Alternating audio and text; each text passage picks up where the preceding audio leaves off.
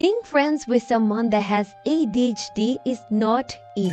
And if you don't believe me, today I'm going to share 4 very personal and disturbing memories, one that I'm really ashamed about. These memories highlight the impact that ADHD can have in social interaction and self-perception. I'm Anjali with 27 years old and I was diagnosed with ADHD just last year. This discovery brought a lot of clarity about myself and I believe for many other people that learn about it too. There was just so many odd moments in my life, especially in my childhood. Some people only have ADHD during childhood, but it was not my case. But I was definitely super more weird as a kid. I was always feeling like I was a big mess and I didn't deserve having any friends. When I was 16 and my depression was getting worse, only then I started to fix myself, trying to know myself better. Even though it was a slow process, I was determined to change my life. I even took the time to learn on YouTube how to be more charismatic because I felt like no one liked me and I just didn't know why. But when I learned about psychology and how old traumas can affect our adult life, I began to dig deep in my memories. And I remember it. I remember girls in kindergarten rejecting my presence in their group and being bullied after in another school. And the kids would touch me and then touch each other and say, "Oh, Angelica's germs." I was feeling like a germ. I was the germ, you know. Anyway, I was just very surprised that I remember that just because I wanted to remember, because I really didn't recall that. It was not something that was always in my mind. It's like it was blocked in somewhere in my mind so it doesn't hurt. The human brain is so amazing, right? He's always trying to do stuff to help us live better. People like, "Oh, you don't like this memory? Okay, I'll keep this memory away from you." But the feeling was definitely there. The feeling of not being a friendship material. So forgiving the past was essential for my progress. I was ready to make new friends, thinking, "Oh, I know how to make friends now, and the past won't hold me back." I'm ready to pursue my dreams, those dreams that I always knew I had it, but I never had the courage to ever do anything about it. I was just super excited to start my YouTube channel, but I was like, damn, it was super challenging, and I was like, I know it was going to be hard, but was it supposed to be like this? There's something wrong. There's something really wrong. I mean, it's just not coming together. And even when I found friends that I truly like it, that I truly care about, I was feeling like I was not being able to connect that well still.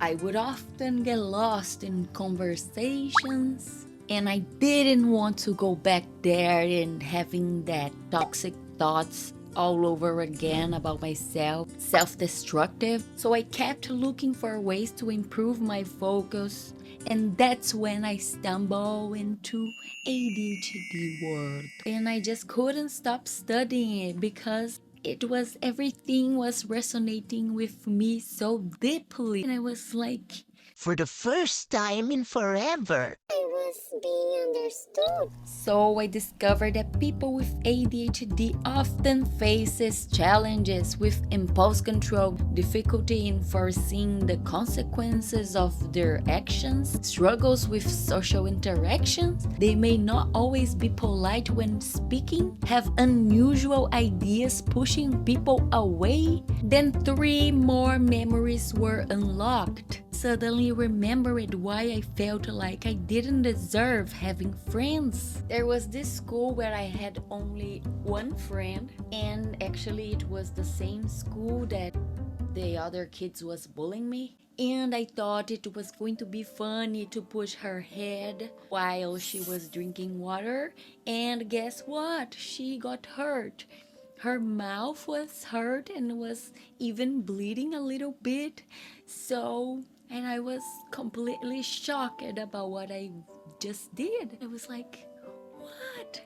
What I just did? And she just never talked to me ever again. I spent the whole year alone after that. And I blame myself for that. For so long, I was like, I'm completely nonsense. Why I did that? Why? It was just so stupid. And the other memory is I also don't remember for sure how old I was, but I remember he was a boy. We were on the church and he was standing in something tall, and I just thought it was going to be funny to grab his legs and push, and he just felt in the floor and got hurt, and he started crying so loud, and he said, I'm going to tell everything to my mom. And I was desperate, like, no. So after he ran to tell his mom, I ran the other way so he couldn't find me ever again. And just thinking about how stupid I was again. Of course,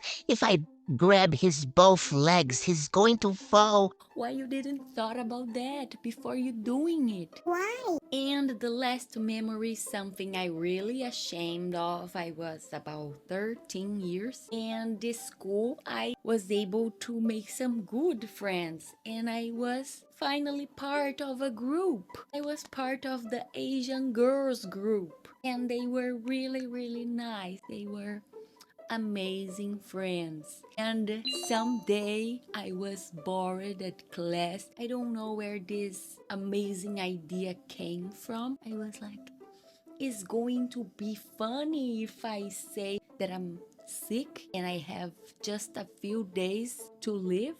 Oh, damn. I just wanted to see their reaction. I don't know, and they just start crying. They start crying in class, and even the teacher stopped the class, was like, what the hell is happening here? Why is everyone crying? Who died? And I was like, oh no, what have I just done? Yeah. Some of them did forgive me, one of them did not forgive me. Anyway, It was an awkward memory. So it was a very deeply emotional moment, piecing everything together and understanding why sometimes I acted so thoughtlessly and why I couldn't really engage that well in conversations. I'm always trying to participate in a conversation, but suddenly totally lose track of what they're talking about. So this make it clear that dealing with our challenges can lead to a profound self-discovery and growth. But through it all, I discovered that true friends embrace our quirks and stand by us, no matter how many times our minds wander during conversations. I deeply appreciate my friends, and I hope they know that.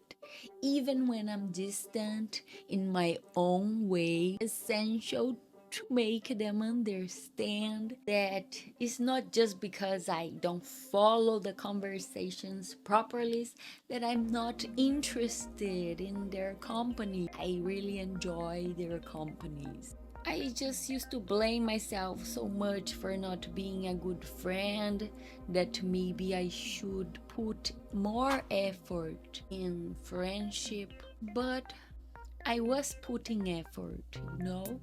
It's just hard to deal with everything, and sometimes we just need to get away and get our mind clear, something like that. I don't know how to explain that well, but the important thing is that I know now that friendship, it doesn't have to be something forced, you know. It doesn't have to be something that hard, you know.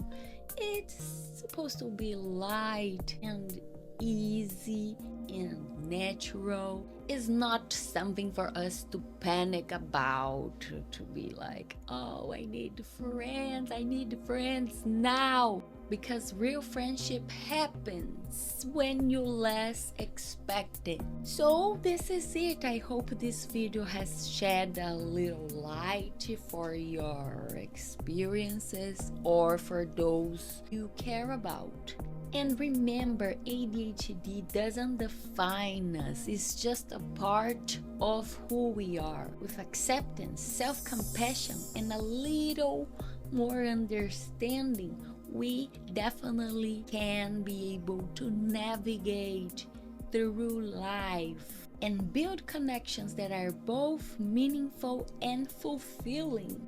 I hope you enjoyed the video, and if you enjoyed, please give a thumbs up or comment something, and see you in the next video. Don't forget to share your experiences down below. It'd be funny to